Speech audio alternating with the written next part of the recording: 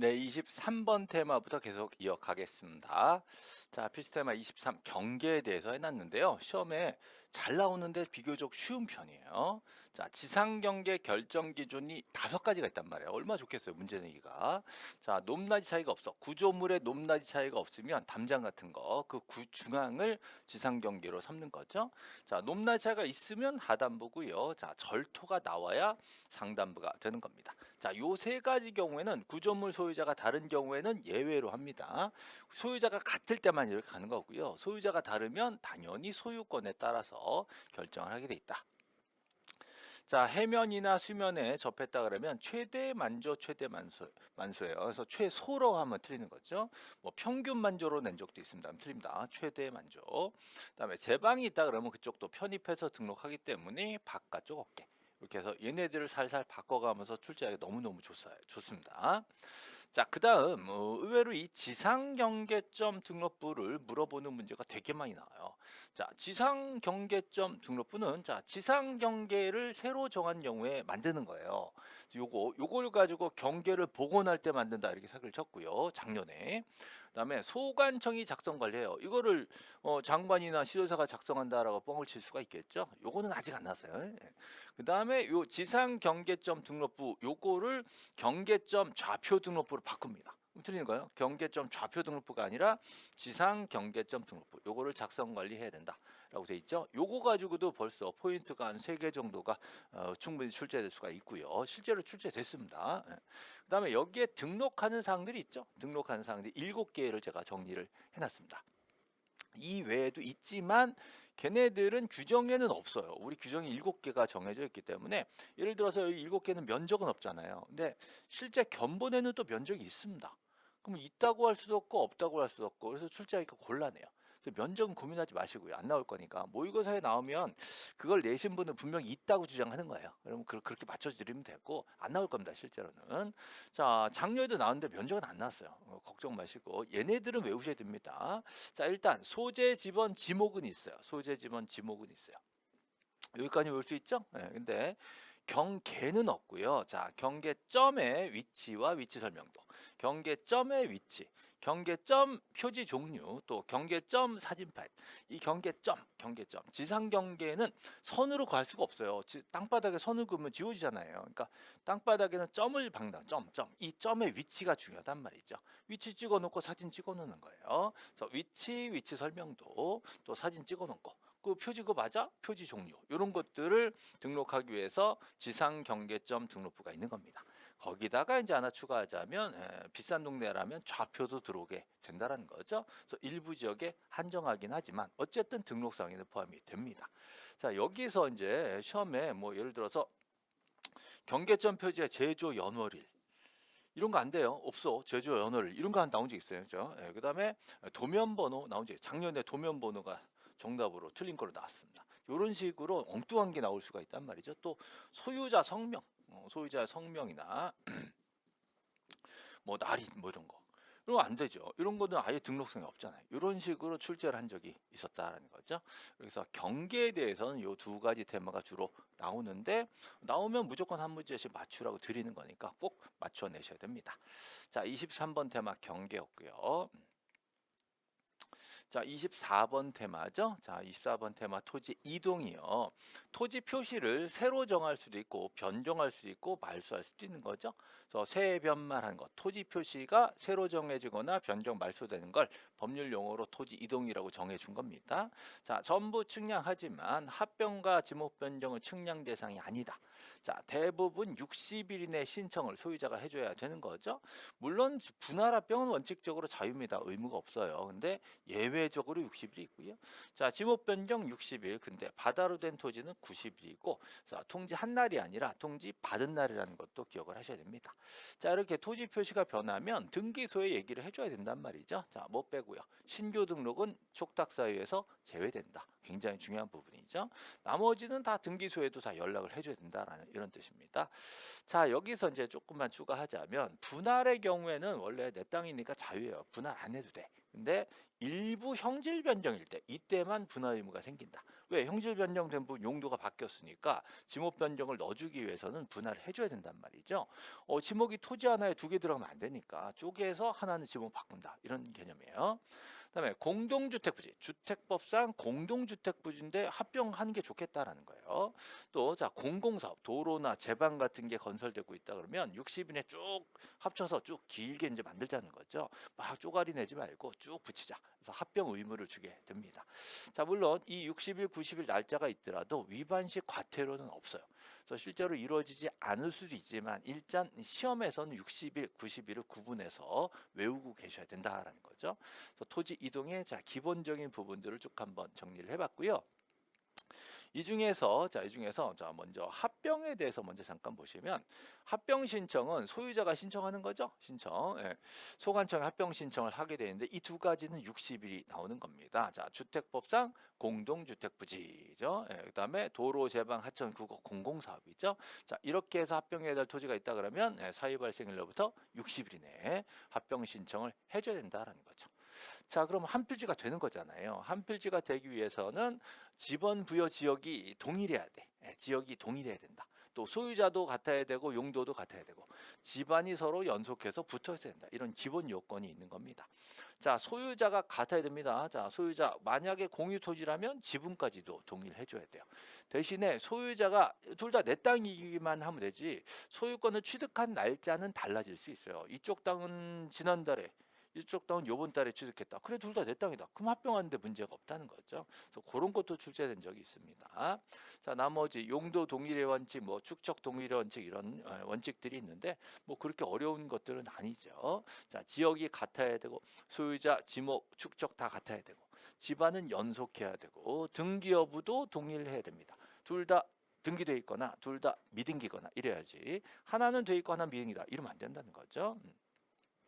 여기 조금만 더 추가를 하자면 자 만약에 토지가 두 필지인데요. 한 필지로 합병하기 위해서는요. 소유자가 동일하죠. 10번지와 11번지가 있으면 선순위 10번지로 가는 겁니다. 근데 만약에 이쪽 토지에 B가 자 저당을 잡았다 이렇다면 이건 합병이 안 되는 것이죠. 자 한쪽 토지에만 저당이 있다면 합병 후 일부만 저당이 된단 말이에요. 이러면 허용하면 안 된단 말이에요. 만약에 자 저당이 아니라 이쪽에 전세가 있었다라고 한다면 일부 전세가 되는 거잖아요. 이럴 땐 합병이 허용된다라는 거죠. 그래서 합병이 되는 거 안 되는 건 좀 구분해서 암기해 주실 필요가 있습니다. 자 일단 소유권, 자 지상권, 전세권, 또 임차권, 또 승역지 지역권 여기까지는 합병이 되는 거예요. 또 모든 토지에 동일한 조건으로 저당권이 있거나 신탁 등기가 있을 때 이때 합병이 되는 겁니다. 이 외에는 절대 합병이 안 된다. 그죠? 자, 여기까지 암기하셔야 돼요. 모든 토지 동일해서 되는 거는 저당 신탁밖에 없어요. 저당 신탁. 나머지는 안 됩니다. 그다음에 지상 전세 임차 승역지 지역권 얘네들은 모든 토지는 일부 토지는 상관없어요. 무조건 되는 거죠. 일단 소유권은 동일해야 되는 것이고요. 자, 이런 경우에는 합병이 가능하고 이 외에는 합병이 안 된다라는 거. 요것도 같이 기억을 해 놓으셔야 됩니다. 됐죠? 그래서 토지 이동의 내용들 중에 먼저 합병에 관련된 얘기들을 조금 더 설명을 드렸습니다. 자, 다음 테마 또 넘어가 보죠. 자, 넘어가면 정정 25번 테마 정정이네요. 자, 정정은 잘못된 걸 바로 잡는 건데요. 만약에 소유자가 발견했으면 신청 정정. 소관청이 발견했으면 이 정정 절차가 있습니다. 이 정정 절차에 따라서 조치를 하고 그리고 직권정정 사유에 해당한다면 직권정정으로 바로 가는 것이고요. 그렇지 않으면 소유자한테 얘기를 해주게 돼 있다는 거죠. 이때 이 절차에 대해서 꼭 기억을 하셔야 되는데, 자 특히 대장 사유란이 있어요. 대장 사유란에다가 뭐라고 적느냐, 요거 외우셔야 됩니다. 자 등록상 정정 대상 토지라고 적는다는 거, 요 꼭 기억하셔야 되고요. 자 이 부분을 흑백 반전이나 흑백 반정, 그죠? 자, 또는 붉은색으로, 자, 붉은색으로 적어야 된다라는 거죠. 왜? 열람하게 할 때 또는 등본 발급할 때 요거를 놓치면 안 된단 말이죠. 등록상 정정 대상 토지라고 자 적은 부분이 있단 말이죠. 이 부분을 반드시 흑백 반전 아니면 붉은색으로 해서 누구나 보더라도 이 뭐지? 라고 눈에 딱 띌 수 있도록 만들어 줘서 열람을 시켜줘야 된다. 또는 등본을 발급해야 된다라고 규정하고 있습니다. 자, 이 부분을 출제를 몇 번 했기 때문에 꼭 기억하시고요. 그 다음 자 시험에서는요 이 직권정정 사유들은 자주 출제가 되기 때문에 이건 암기를 하셔야 돼요. 어쩔 수 없어요. 자, 직권정정 사유 중에 자 뭐 다 외워야 되는데 좀 부담스럽긴 한데요. 일단 처음에는 요건 확실하게 좀 외워놓읍시다. 토지이동 정리 결의서 꼭 외우셔야 돼요. 토지이동 정리 결의서를 가지고 지적공을 쓰는데 이게 달라. 쓸 때 잘못 쓴 거지. 그러면 이건 직권정정이 가능한 겁니다. 지적공고 다르게 써 있네. 그럼 잘못 썼네. 직권정정. 그죠? 자, 그다음에 면적 증감이 있으면 안 돼요. 이게 잘 나옵니다. 면적 증감이 없을 때만, 또 면적은 일치할 때만 직권정정으로 경계만 좀 바꾸는 거. 그런 것들을 두 개나 써놓고 있고요. 자, 잘못 정리, 잘못 입력, 또 환산 잘못 이런 것들이 있습니다. 자, 얘네들은 공무원들이 확실히 잘못한 거고요. 그다음에 측량 성과와 다를 때, 또 위원회에서 의결 결과가 왔을 때, 이럴 때 직권정정이 됩니다. 자, 8번은 조금 어렵긴 한데요. 자, 이 부분에 대해서는 출제가 된 적은 없지만 최근에 작년에 요게 한번 출제가 됐기 때문에 앞으로는 또 응용해서 이런 것도 나오지 않을까. 자, 만약에 하필 요건 좀 전에 설명드린 것처럼 한쪽에만 저당이 있어. 그럼 하필 요건이 안 됐단 말이에요. 둘 다 저당이 동시에 들어가면 상관없는데 한쪽에만 저당이 있어. 안 돼. 그럼 등기소에 야 이거 합병 안 돼. 라고 각하를 시키고 등기관이 지체 없이 소관청한테 얘기해 줬어요. 니네 이거 합병 잘못했더라? 안 되는 거였어. 라고 알려주면 소관청 잘못이 있다니까? 잘못 합병한 거야. 이런 경우라면 직권정정을 통지받아서 해줘야 된다는 거죠. 그래서 이것도 훌륭한 사례가 될 수 있기 때문에 한 번 정도는 출제되지 않을까. 아직은 안 나왔어요. 근데 작년에 이게 출제됐기 때문에 한 번 더 신경을 써보는 겁니다. 자, 그 다음 이제 중요한 건 자, 토지 이동 중에 등록 전환이 있죠. 자, 등록 전환의 경우 원래 임야대장 면적과 또 등록 전환 될 면적이 있단 말이죠. 새로 측량한 면적. 두 개 차이가 자, 오차 허용범위 이내인 경우도 있고 초과인 경우가 있어요. 자, 오차 허용범위 이내라면 그냥 등록 전환 될 면적으로 결정하고 끝납니다. 네, 자 문제는 오차 허용 범위를 초과하면 어떻게 할 거냐? 당연히 등록 전환 될 면적으로 결정하면서 동시에 임야대장 면적 또는 임야대장 경계를 고치고 넘어가야 돼요. 이 고치고 넘어가는 걸 직권으로 처리하게 돼 있습니다. 이거를 신청 정정이다라고 하면 틀린 말이 되는 거죠. 이런 식으로 바꿔서 출제를 몇 번 했습니다. 자, 이 부분은 좀 신경을 써주셔야 되는 부분들이 있죠. 자, 여기 나오는 이 직권 정정 사유들은 조금 꼼꼼하게 보시고 한 번 외웠다고 완전 외워지는 게 아니에요. 다음번 문제 적용해보고 또 연습 문제 해보고 요렇게도 냈네, 요렇게 냈네라고 경험을 해보시면 눈에 보이는 부분이 있어요. 아, 요것만 자꾸 건드는구나. 면적 자꾸 건드네. 아, 결의서 얘기를 자꾸 하네라는 부분이 보일 겁니다. 그래서 그런 걸로 찾아내시는 연습을 좀 하시기 바랍니다. 여기 나와 있지 않은 내용들을 막 집어넣어. 예를 들어 토지 이용계획 확인서 이런 걸 여기다 집어넣어요. 그런 식으로 엉뚱한 거 막 집어넣어가지고 출제해버리면 틀린 지문으로 만들어내는 것이죠. 이 부분을 조심하셔야 됩니다. 자, 직권정정 봤고요. 자, 이제 다음 테마로 축척 변경. 굉장히 복잡한 내용이긴 하지만 여러 번 반복하셔가지고 절차를 좀 잘 잡아 놓으셔야 되는 부분이에요. 자, 축척 변경은요. 소유자가 신청하는 경우도 가능하고요. 소관청이 알아서 직권으로 시작하는 경우도 가능합니다. 자, 대신에 미리 다른 소유자 3분의 2 이상의 동의는 먼저 받아와야 됩니다. 그래서 동의서를 가지고 신청을 하든가 아니면 직권을 하려고 해도 동의 받고 시작을 해야 됩니다. 그러면 동의서를 받아놓고 자, 그다음에 소관청은 위원회를 구성해요. 그래서 위원회에서 의결을 받아가지고 이 의결서를 시도자에게 내면서 애초에 받아놓은 동의서도 같이 내줘야 되는 거죠. 그래서 승인 신청을 낼 때 소관청이 시도의사에게 동의서 3분의 2 이상 동의서, 그 다음에 위원회 의결서를 같이 내줘야 됩니다. 그럼 시도의사가 야 이건 좀 해야 되겠다라고 자 승인을 해주게 되는 거죠. 맨 처음 3분의 2 이상의 동의 축척변경위원회 의결을 받고 시도의사한테 승인을 받으면 지체 없이 공고가 들어가게 되는 거고요. 시작하니까 시행공고, 다 끝나면 확정공고가 되는 거고요. 제일 중요한 공고는 청산금 돈 공고예요. 돈 공고에서 시행 공고, 청산금 공고, 확정 공고를 순서대로 시작하고 돈 계산하면 끝난다. 이렇게 외우시면 좋겠죠. 자, 이제 최근에 이게 좀 나오고 있네요. 자, 우리 축적변경위원회 의결이나 승인을 요하지 않는 경우도 두 가지가 있습니다. 두 가지. 하나는 도시개발 사업에서 제외된 토지다.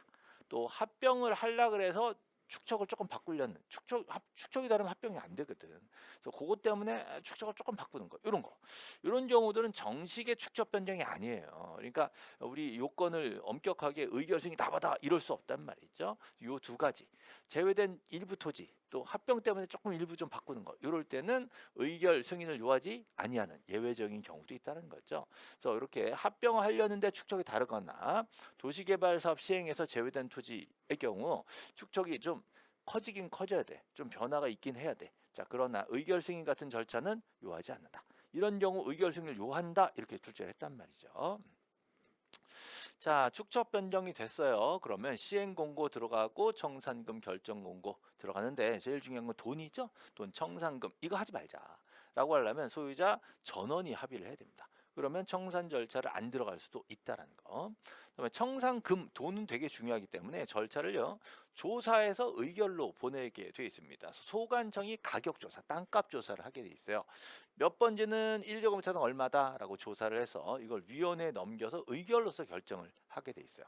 그러면 걔네들을 이제 증감 면적에 곱해가지고 청산금을 공고하는 거죠. 자, 청산금 공고는 15일 이상 하지만 개별적으로 야, 당신 돈 내야 돼, 납부고지. 자, 돈 받아가세요. 이게 수령통지입니다. 자, 납부고지 수령통지는 이 청산금 결정 공고일로부터 20일 이내 하는 거죠. 그래서 청산금 공고는 15일 이상 하지만 공고일로부터 20일 이내 납부고지 수령통지가 이루어진다는 거죠. 그다음에 시행 공고는 20일 이상 하지만 자 30일 이내 경계점 표지를 설치한다. 이것도 배웠었습니다. 자, 확정 공고는 날짜 없죠. 지체 없이 하는 겁니다. 자, 납부는 돈을 우리가 내는 거 소관청에. 자, 우리가 납부고지를 받았죠? 그날부터 6월 이내 내는 거고요. 자, 수령. 소관청이 우리한테 지급하니까 우리가 수령하죠. 자, 소관청 입장에서는 우리한테 통지를 했잖아요. 소관청이 통지한 날부터 6월 이내 우리한테 지급하게 되어 있다. 그럼 우리는 이제 수령을 하겠죠. 그래서 돈이 왔다 갔다 하는 건 무조건 6개월이다라는 거고요. 납부고지 수령 통지 둘 다 받으면 자, 한 달 이내 소관청에 이의신청을 합니다. 그러면 소관청 곤란하니까 어디로 보내요? 한 달 이내 위원회로 보내서 심의결을 거쳐서 인용 여부를 결정하게 돼 있다. 그리고 외우실 때 제가 6611 그랬죠? 6611 이렇게 해서 암기하시라고 했습니다. 자, 그다음 축적 변경에서는 특히 그 위원회의 구성에 대해서 출제가 많이 됩니다. 축적 변경 위원회는 5명에서 10명의 위원으로 구성되고 그 중에 돈 많은 애, 자, 돈 많은 애 뭐야? 토지 소유자. 공부 잘하는 애, 공부 잘하는 애 뭐야? 전문 지식 가진 자. 둘 중에 누가 세다 그랬어요? 소유자가 세다 그랬죠? 소유자가 2분의 1 이상 들어간다. 10명의 2분의 1이면 5명이니까 그 동네 소유자가 5명이 안 되면 전원 다 위원으로 위촉을 한다.